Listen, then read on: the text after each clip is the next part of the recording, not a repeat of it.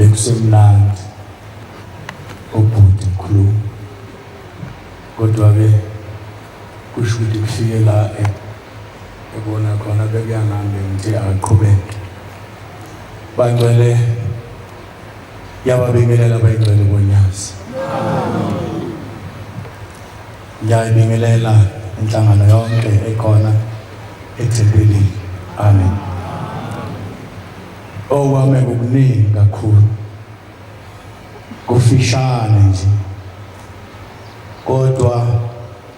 okubalekile kakhulu ngiyabonga ngoba nango sisitombe ekhaya oyafika kungokunye kwenhlelo ebengifuna ukukhuluma ngakho lapha ekhaya manje ke usefikile ngicela ukuzikhulumela ngoba khona ahamba ngakho umsebenzi wakubo la ezalwa khona wakwaNguni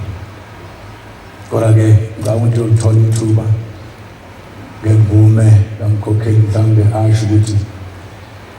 uthi ayibonge Nkosi Yimfikeni wethu kulelizwe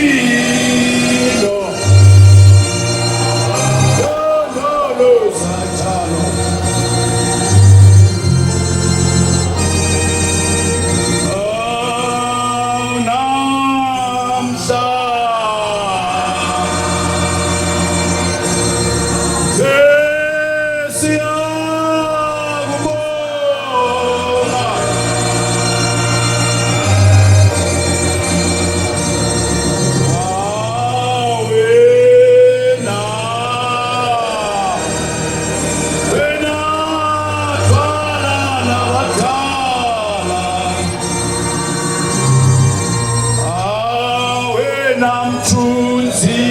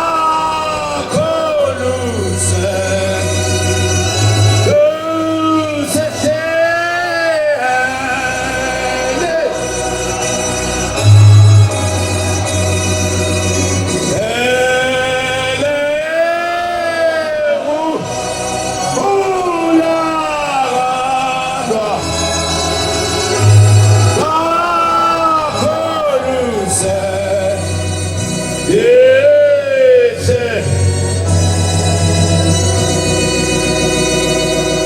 Ngiyabonga bangcwele. Ngiyabonga Nkosi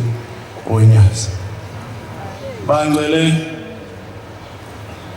okwami kufishane kodwa kubalulekile kakhulu. Njengoba ngafika lapha ngelanga angigijima nje. Ngihamba ngigijima ngibonga ukuhlanganyela kwaManazaretha emsebenzini uNyazi ngomhlangano ebesina ukulonyaka ibongozi. Namhlanje ngisazobonga futhi. Kodwa hayi ukuthi ukuza kwami la kungenxa ukuthi usuke ngizobonga. Cha. Sikanje lapha ekhaya ngeza. Ayibongozi. Hayi ngoba ngisuke ngizobonga cha. Kodwa ukuthi manje kuyaqondana sekuba kuhle njalo ayibongozi. Ngibonga Manazaretha Onyazi umsebenzi eningenzele wona. Bekunomsebenzi la okade wenziwa xa umuntu emavikini amabili edlule. Ngafika lapha ekhaya wayeseyangithethisa ubhuti wengane zakithi wathi hey iphi incwadi? Ngathi hayi phela mina kuthiwe nje ngihlale la ngibe sithuthubala nje ngasho lutho. Wathi sifuna incwadi sibhalile la kodwa sifuna incwadi thina. Ngase ngithi awu bazoyiletha phela. Bayiletha bangcwele incwadi manje abanye. Yayisiyafundwa incwadi lapha ekhaya. Ngizobonga ukuthi nganibona masanda nezo. Amen. Emsebenzini obungangalowa ya okade ukhona ibonga Nkosi. Nganibona nanikhona. Ngabona bonke abantwana abafika la behlukene abasithemba lethu bonke bafika nje. Kumningi babo. Kwase kuyaphelela kimi ukuthi izwi likaJehova liyenzeka ibonga Nkosi. Ngizobonga lokho bafowethu ukuthi thina sinabafana mawugcotshwa kuleli bandla awugcotshela ukuthi ube mkhulu kodwa ugcotshela ukuthi ube umfana uthunywayo ugijimayo ibonga Nkosi. Thunywe nje thunywe. Ugcotshela ukubona ukuthi inkomo noma izimvu zilusayo ziwatholile inamanzi ulwazi ulimi lwazo. Bayabona mawelusa bakhona ke nosisi abanye abalusa. Noma bengasandileke manje abaningi sebedlala ewathaka. Kodwa babe khona osisi ababelusa beshaya induku futhi entabeni ungeke kulunge. Babe shaya induku enzima kabi bawuthe uyamuyela ngobuso ngokuthi intombazane hayi uzoyibona inkinga. Kodwa ngikhuluma ngomelusi okufanele eluse izinkomo zibone athi le yankomo leya ayiwatholanga amanzi. Ayibonise esibayeni athi hayi sikhishwe lezi nkomo zibuyele entabeni ziyothola amanzi ngoba lezi nkomo zithi aziwatholanga amanzi. Sizele lokho bangcwele. Sizele ukuthunywa nje. Ngizobonga kakhulu. Ukuthi ngiyabonga bantwana boNyazi ngobonile umsebenzi eniwenzile. Noma ngangizithothobala nje hlezi lapha la ngikhona kuthi uhlala la mase ngiyahlala. Angazi noma abantwana babekhona bathola khona bakuthola angazi kodwa ngangishilo umkhokheli ngathi ngisize umkhokheli bekhona abantwana bazosuka la bafike babuke embizeni ukuthi khona into etholakalayo ngoba singidaka impela ngasaboni lutho emehlweni. Mangabe ufakwe egroundini inkinga enkulu mawuse groundini awuzungakwazi wena ukubona ukuthi udlala kanjani kodwa kushaba ngaphandle bathe yona baba phela manje yona baba manje wezana mawuboza baze bathathe namabhodlela bathi akaphume lo hey akaphume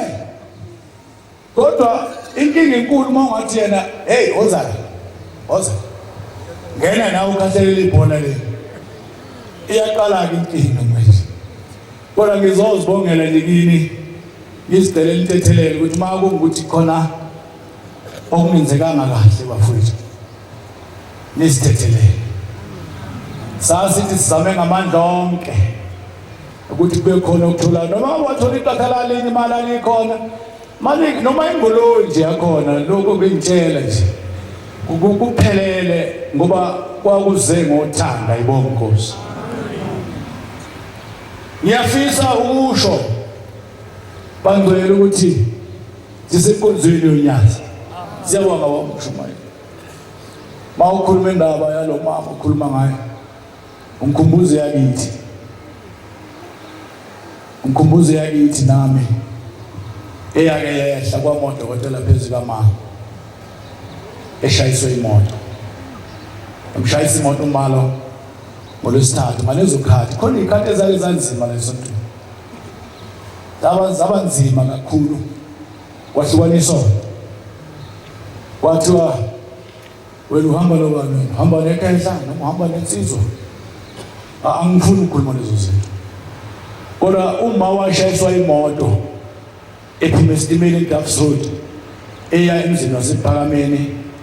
la sokukhona khona inkosi eMbeka inyanga yezulu kade kunedebate esitimeleni ikhutshi yathi bayimshayisa imoto uma ngenhlanhla kwakhona intombazane kaShangaze eyayizalwa ubaba Reverend LM Shangaze wenkonzo yamaguzwe. Lo ntombazane wayihamba noma uyena wambona eshayiswa imoto kungenjalo akukho ezombona kodwa sikhuluma indaba kaShendo bangcwele yamshayisa umalo imoto ngolesithathu wayese efa uShembe yenza into engekho ibe khona bangcwele yamshaya uma imoto yamnqamla yamhlukanisa la iqolo wahlelezeka imlenze nje waba into njengekho nje kodwa uShembe mdala akazange amdedela ngaze ngomshiye wahlala naye uma kufika itelegram kubaba la esebenza khona la ukuthi unkosikazi wakho usesibhedlela eKing Edward akwaziwa ukuthi uzophila noma kunjani ngoba umoya uphuma kodwa futhi akaphili kodwa mawumthinta uyashisa akavumi ukubanda. Sathe siyasuka nobaba saya eThekwini sagibela isitimela kwasagibela isitimela ngemoto anoma isekhona isitimela ezintokomeni sasigibela isitimela saya eThekwini kusukela ngeSabatha sasafika emini ngesonto eThekwini masifika sola abantu bamngungile uma odokotela baningi angazi ukuthi bangaki nonesi kumiwe lapha bese ngithi nawo basikhoba bathi hayi ulele lapha kulo mbhede manje ngiyabheka ngithola khona odokotela khona onesi bamile bayakhoba baphethe file kodwa kuyakhulunywa ubuso balabo bantu abukhombi ukuthi bami pheke isithumba mawubabheka ubuso bawo buyakhakhamba yibona Nkosi kodwa indawo yodwa engithi ngikhumbuza kuyona ubhuti mayikhuluma indaba yana umama lo kuthi nakithi bake bamodokotela phezulu kama eshayiswe imoto wathi ma sifika sithi sasondela uzama ukukhuluma kodwa mawumlaleli sisa kahle uyamuzwa ukuthi lithe liyinesi weboshi kamali kamake lakubo kwakuboshi asonaka bafuthi masiqambeni ngayo ingozi ngoba igama liyamlandela umuntu wayethi mayihlela uma edlusizi aludla usizo umbona la uyaqhatha usizo manje hawuyini ma athi mntanami angazi ukuthi yini manje hawuyini na athi angazi kwakwenze njani kithi kwaButhelezi uma abantu bakithi beqamba imizi yakithi ngale ndlela bayiqamba ngakhona base beqamba thina bangiqamba mina ngamagama lawo bangiqamba wona ngoba kuze kube namhlanje ngilutho nje bese ngiphatheka kahle umuzi wakwabo kama kwakusekuhluphekile okaba umncane wakhe uma umkhulu umncane kusendandaneni awonaka mawuqamba umuzi unake nje mawuqamba umuntu nomqamba ingane nje naka ongenani uqambela ukuthi kuye ngala kuhle khona ndovusa umuzi ungamane kungavukiki umuzi bese kuthi opposite igama lakhe kodwa awungabe uwena ozoma uzolwa impilo yakho wena uqamba ingane ngalento oyifisayo noma uyibona yenzeka kuwe kanti izobe silandela yona leyo elinye igama base beqamba uma bantu boshiwe igama lakhe elinye kwathi ukuthengana lelo ke bathi ma belisho eshuma esixoxela uthi laqanjwa ubaba wakhe kade boshiwe babelwile izola ngapha ngase izola ngakithi kwakuliwe nje wayeseboshwa wathi mayiphuma ithele wazalwa ngaleso sikhathi uma bathi wafika amaphezulu kwayibusele wayesegiya wayesethi siboshiwe hlabele igama siboshiwe phameni bathi uthasithini kwase kwamagama kamalo asemnamatheni nomphela lawo magama lawo angifuni ukukhuluma leyo ndaba kodwa ngenhlanhla mawagana kithi wanotha wakandoda ubaba eyamcabangela ngoba ubaba wayeganiwe namakhosikazi emathathu kodwa amabili athola abantwana ngababili bashona kwase kulandela lamagama okuhlupheka nje uma uthi baba ubiza umndeni wakithi uyawusondeza umndeni mawufika umndeni uthi Makhabela ngicela ukunitshela ukuthi namhlanje ngifuna ukulungisa indaba yalomuzwa ekhaya baba mayiphuma emzini omkhulu wakwanotha wakha umuzi wathi ngakhinswela abantu ngoba ngiswela abantu wathi linye kwathemba inkosi kodwa ngethemba inkosi nami uNkulunkulu yomkhumbulo wayeseyindoda nje esemhlabeni kodwa angifuni ukuya kuleyo ngiya kuletheni wathi umalo ma bemile phezukwakhe bebheka ifayile bethi angeke alunge kodwa uShembe mdala wabonakala uma esenyakaza ngamawala bemiphekwakhe kodokotela kwabuyo nesi kwabuya yonke sifika ngaleso sikhathi ke thina uma sizongena esibhedlela kanti sekubuye umphefumulo kade eyothetha amacala uma nikhona sodweni bantu bafowethu wenzisa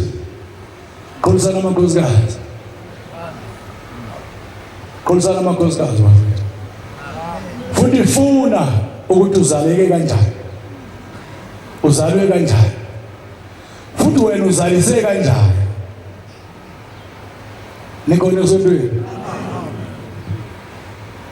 kuphumputhe lokho ukuthi uzalwe kanjani uzalwe kanjani futhi wena uzalise kanjani ngoba khona izingane ezingenabo uyise kodwa bakhona khona izingane ezingenabo nina kodwa bakhona wathi ukuyikhulelwa umuntu ingane wasaba ukuyikhipha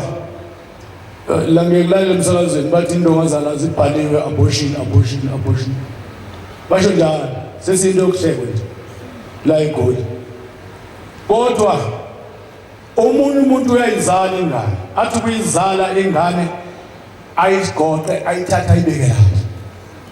Eshiye phansi ahamba. Akekho umuntu ozokwazi ukubona umuntu osezala ingane wayilahla. Tholakala ingane ayinanina, ayisazi isibongo, ayinayise, ayazi lutho. Uzalwe kanjani? Angisho ke angikhulumi lokho. Kodwa umama kulo mzuzu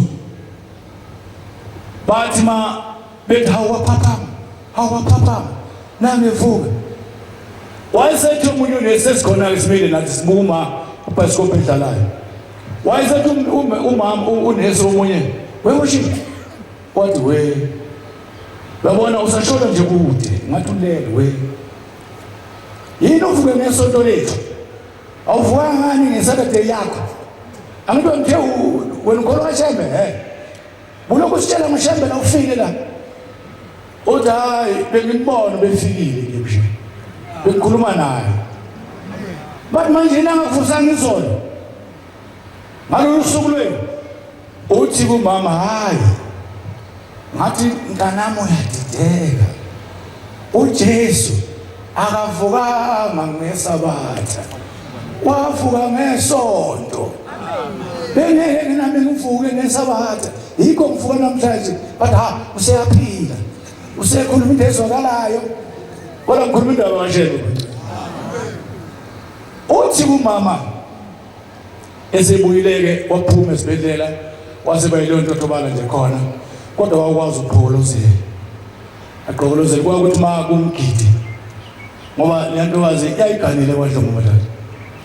kuhle bomama ngani la ngane khona ugani bayelo nje ugani ungayekethisi kwakuthi ma thiwa kuyavunulwa abesekhala umama demela isimanje senginje kuyo emgidini angisakwazi ukuyemgidini ngintothoba bese ngithatha imoto ngifike ngipaka phambi komnyango idoza masa avunule khuphuke naye ngifike ngimleke phezulu egcawini ahlale phansi abokumgidi evunule mase eqeda umgidi ngimthathe ngimsebenzise ngoba kwakuyinto ayithandayo wayemthanda uNkulunkulu.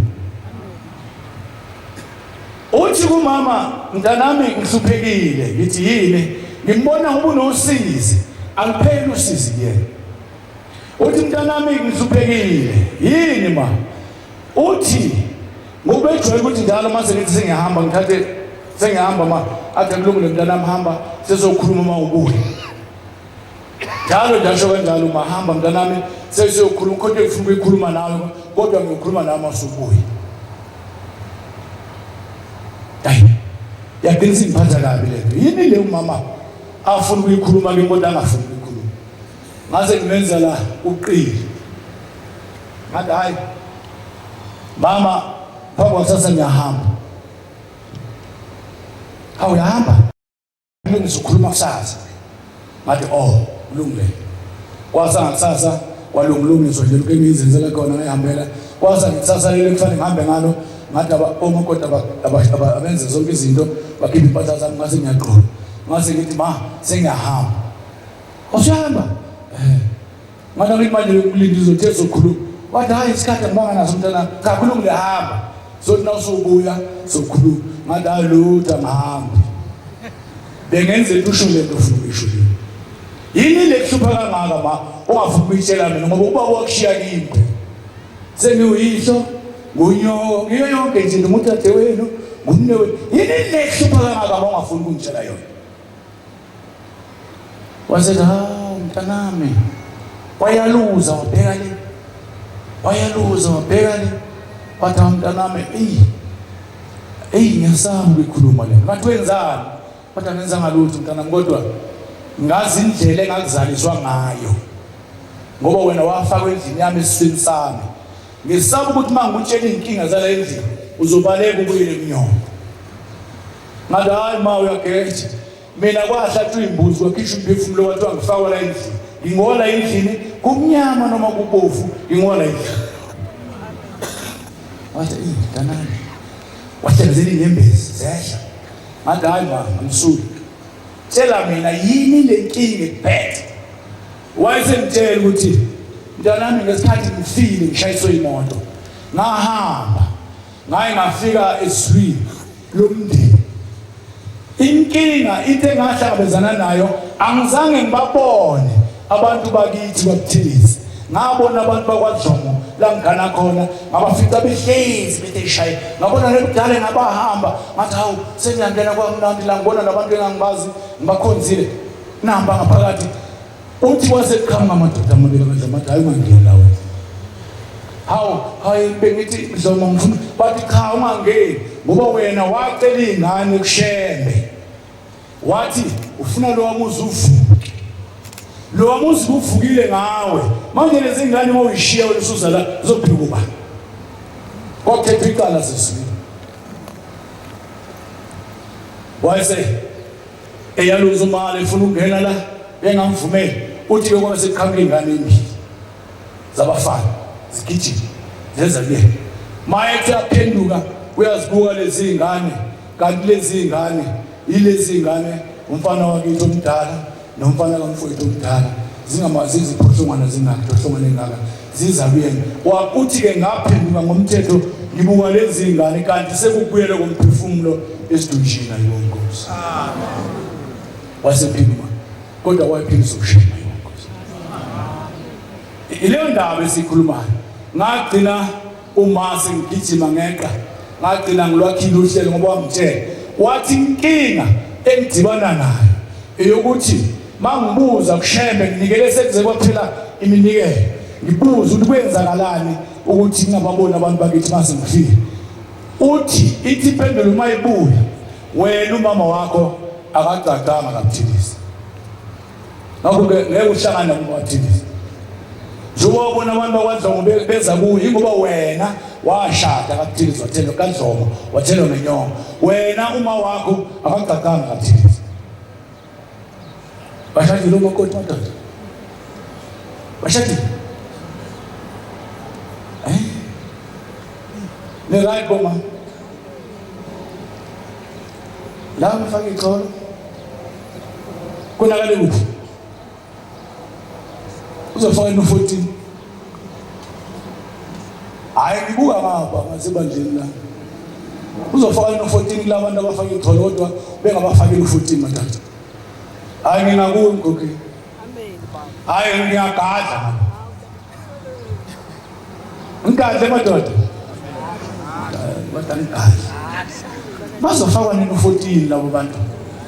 bona umuntu uyaphekela uyakwashela uyayine wenza yonke pho wahlala nesitholo kwaze kwashona ilanga madoda kwenze njani uthi ke wathi ithi impendulo umama ngeke akwazi akahlangana nomndeni wakaButhilisi ngoba akashadanga kaButhilisi yikho kubona abantu bakwaDlomo kuyibona abakunekelelayo abathi ungangeni lana ngoba safuna uyokwakhumuza kodwa wena umthetho wakho umzalo kaButhilisi kodwa akasinanga mawukaButhilisi ukhuluke uMaButhilisi wakaButhilisi kwakumakhuza washona ngesikhathi esidala abantu bakhona ukufa kokhona kuthiwa uvuvathi ezele ingane endala kwakuma umdala bemali umuntu ngeke bese ko anti ukhothamile bathi washona umama wakhe emncelisa wancela kwaze kwasekuseni eseshonile unini elokhu ebambe ibele ejubulu kodwa inkingi yodwa angizwa bafowethu ukuthi kwenziwani ngesikhathi segezwa ukhulu sekhishwa ehlanjululwa kwenziwa zonke izinto angizi ingane zahlanjululwa kanjani ngoba yashona ingane incela yancela kwaze kwasekuseni kunini seshonile kwenziwani khona neyenziwe zona ingane bafowethu mazihanjelwa oyise nonina kwenziwani zigezwa nini ngoba uma uthi omunye mina uma ubaba washona mina ngemncane ngathi ngizalwa mina uma ngaze u8 inyanga eswini ngazalwa noba bengasekho seshonile umama waqhuba inzilo phekwami mase ngiyazalwa wagezwa nini lo mntwana ngesikhathi ekhunyula unini inzilo yakhunyulwa inzilo kumntwana hayi ngisho kanjalo yakhunyulwa inzilo kumntwana anganomunye uma umuntu ehanjelwa umkhwenyana uyazila ngithi kunjalo uma eqeda ukushona umkhwenyana into eyenzwayo kusuka abakubo kwamakoti abakubo kwakhe umama bazomthelela amanzi mayiqeda nje ukuphuma endlini before iphuma endlini fanele azothelela amanzi ukuthi angaze aphekele izingane nefu elimnyama ngoba selohlala inguna phakathi abantu abaningi sisenkingeni bafethu sisenkingeni bathi abanye kuthiwa ngabe lethisa isilwane kuthiwa mina hamba yogeza labana bayaza baye lapha la ngihlala khona esigangeni eplazini khona umfula lo hambayo abagezana abantu umhlolo abakhathana abantu umhlolo basusa ithunzi basusa ilwane abanye balahla igugu iphile hayi akuhamba ubuke wagezwa yini suhanjele ubaba wakho ekushiya umncane umama wakuphekela ezilile na kwenzwani ake silungise lapho lo ndawo ake ngithi ngithini ingane ziyagezwa ziyahamba ziyekhaya konina ziyogezwa ziyabuya zize la ekhaya futhi ifike zigezwe kuphela nje imbuzi igezwe ingane kususwa ithunzi kwenziwa nini manje wasendlale WhatsApp manje salungile angisho ukuthi kubi hayi angibaleke kodwa ngixoxa nje le ndaba manje yokuba bazonyazi lezuba hey lazo lakho nonyazi lo uNkulunkulu bafethu uyabona ithenye indoda akaqhiliza ikhuluma ngoShembe ithi uShembe uyilento ekuthiwa omnipresent uNkulunkulu othi ela ukumbiza ele nase England ukhona naphansi kwamanzi ukhona la umbiza khona nje ukhona nje kuleli yaviki nje wengibuye ekhaya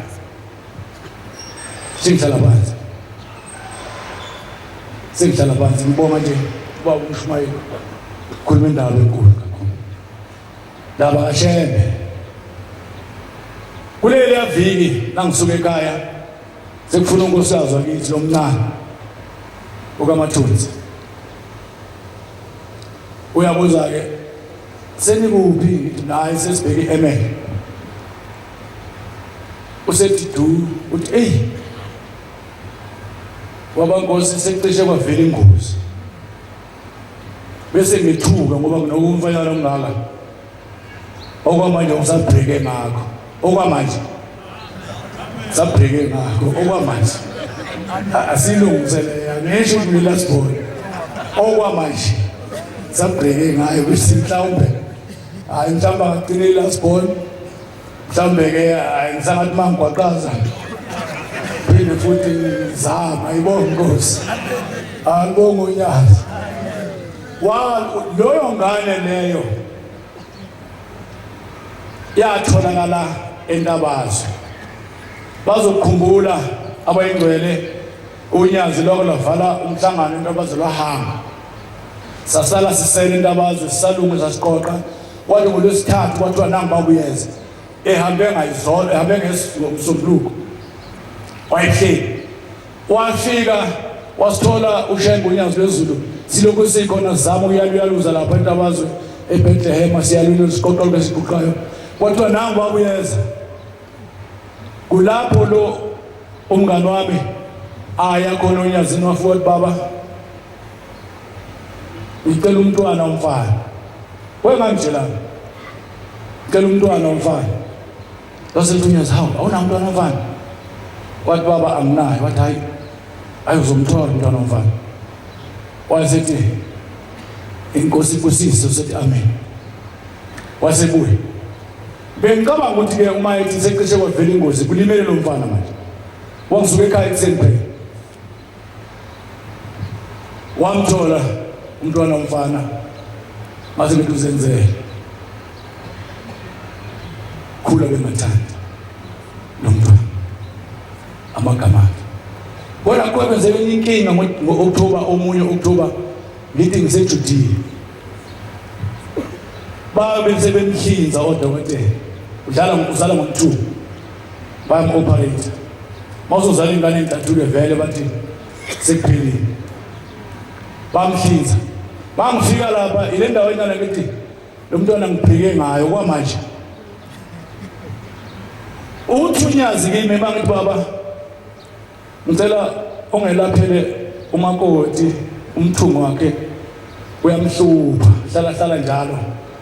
abe nobuhlungu abuzwayo uthawu unomthungo ngithi baba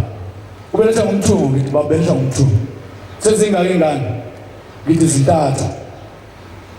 manje abelungu bamvala wathi le ngane yesifo ngamnikeza yona uhlenda lelo qala ke bafowethu ngangene iphi leyo ngamnika ingane ezimbili zabafana iphi leyo yesifo baba abelungu bamvalile bathi ngibuza lenye yesifo iphi khuluma ngendaba yonyaka bafowethu eJudiya ingadideki baba ngazi noma ngiye kwelungu indaba bamvule yini angisazi ke manje wathi hayi ungamvuli kodwa ngibuza ingane lesifo ngamnika ingane ezimbili zabafana angisazi ke manje ididekile kodwa ushebo siyobona ibongozi uthi ke secishe kwavela ingozi kusho kumngane wami secishe kwavela ingozi ngithi mina yini ingozi yani athi umama sebanjwe inyoka uma wakho wakini uthi ubanjwe inyoka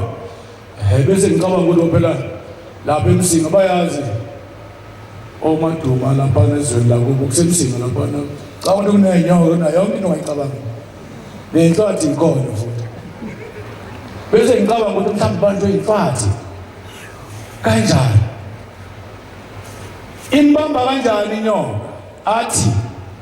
inyoka umama imthola emfuleni ubeya emabhedeni kuyalinywa ke laphana banisele benze zonke izinto lezi wayesevuka ekuseni umkhongazi wami waye emfuleni kodwa ngikhuluma ngomsebenzi wonyazi bafowethu sengihlala phansi kodwa unyazi ayilonkulunkulu wayeseya emabhedeni efike ekha amanzi ethelele izitshalo zakhe waqeda wabuyela futhi ibhekede lesibili wakha amanye amanzi ngesikhathi ethi uyafola ukha amanzi kwaphuma umbane emanzini nomshaya mawushawa inyoka ke amanzi kushaya ume wavele woma kodwa wangavaleka ukukhuluma wathi hawe shembe ngafa awushembe ngisize nazi kungizofika nizami zingangiboni awushembe mlekelele wabona ukuthi ayimleki lento iyamdonsa imsondeza kuyona wathi awushembe nyazi lwezulu kanti uphi naku ngiyisingane zami zothi ngingasho naphi zofa zingangiboni njengoyise angingamnathuna lwasemqambunyazi lwaqambunyazi wabizwa qambumabizwa sabele madoda uthi maye esho uthi ngezwa ongathi khombe ngibambala ukhala nongidonsayo yabe ingidonsa lithi ngisemanzini uthi yangidonsa ndamhlisela emuva lase lithi phenduka ususa bheke emanzini phendula ubuso ubheke ngana uthi ingaleso sikhathi umbane owasukayo kuyena wayesephenduka waseyewa mayesewile uthi kwasebunqonda angigaqa ngamadolo wasegaqa ngamadolo khuluma ngomuntu okhona kwengcwele khuluma ngomuntu okhona onganginika ifoni yakhe imfonele uzwe lezi nganje zala eMsinga lapho kweNxamalalo zingakutshela ziyayazi leyo ndaba makuthi emabhedeni ziyazi ukuthi ulapha mbele emagononi uthi ngagaqa ngamadolo ibanga elide ngafika ngahlala phansi uthi ngeza umzimba uthi yaya ngokuya lento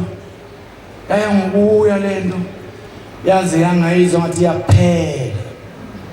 uthi ngase ngithi amandla abuyile manje sengingasukuma ngingabambelele esihlahleni ngasukuma kwahambeka ngahamba ngaye ngafika ekhaya manje ufonela lena ngoba unyazi belukithi ludlule esimameni sethempelini ngilona uthi utshela umkhonyana angiyele enkosini ayobonga ukuthi